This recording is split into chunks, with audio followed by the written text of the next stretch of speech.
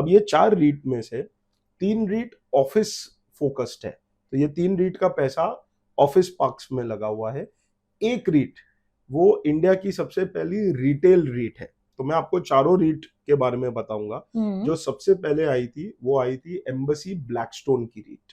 तो ये एम्बेसी करके साउथ इंडिया के फेमस डेवलपर्स है, जिनका मेजर काम बैंगलोर, हैदराबाद, चेन्नई के माइक्रो मार्केट में होता है। तो उन्होंने ब्लैकस्टोन के साथ एक प्लेटफॉर्म बनाया था। ब्लैकस्टोन का इन्वेस्टमेंट अच्छा खासा था, उन्होंने अच्छे ऑफिस पार्क्स डेवलप किए हैं। जो आप बैंगलोर में जाएंगे तो वर्ल्ड क्लास ऑफिस पार्क्स है, जहाँ लाखों लोग काम करते, वो पूरे उस प्लेटफॉर्म में अवेलेबल थे और उनको उन्होंने लिस्ट किया है। तो ये फर्स्ट इंडिया का रीट था। उसके बाद एक सेकंड रीट आया जो था रहेजा माइंडस्पेस रीट।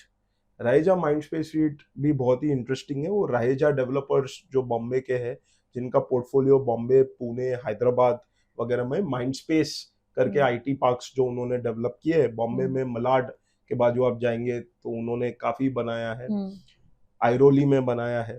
तो उसको ब्लैकस्टोन के साथ फिर से एक प्लेटफॉर्म था जिसको लिस्ट किया गया है। ये लिस्टिंग हुई थी पैंडेमिक के वक्त। अब आप सोचो, ये मैं मजेदार बात आपको बताता हूँ।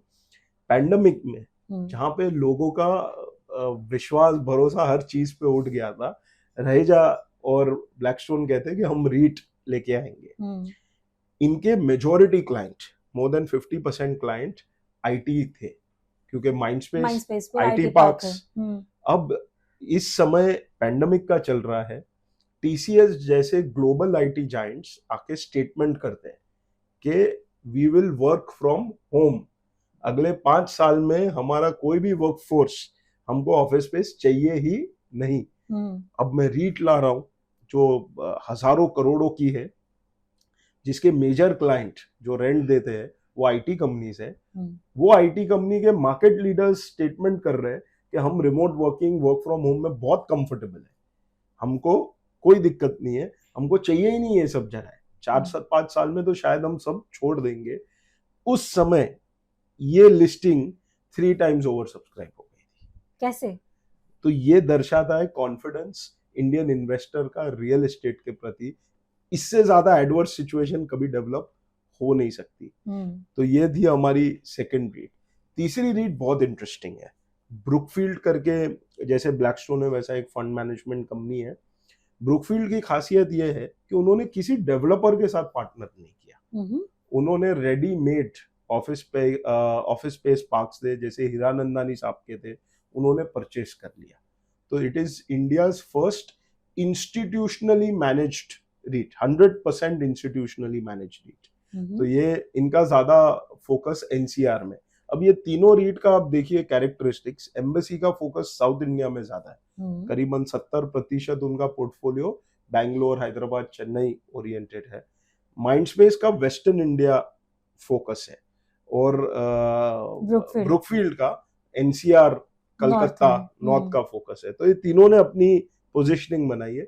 अब ये तीनों के रहते, ऑफिस पार्क के रहते, इंडिया की सबसे पहली और एशिया की largest nexus select trust fund करके, जो भी ब्लैकस्टोन की सपोर्टेड है, वो इंडिया फर्स्ट रिटेल रीट करके आई।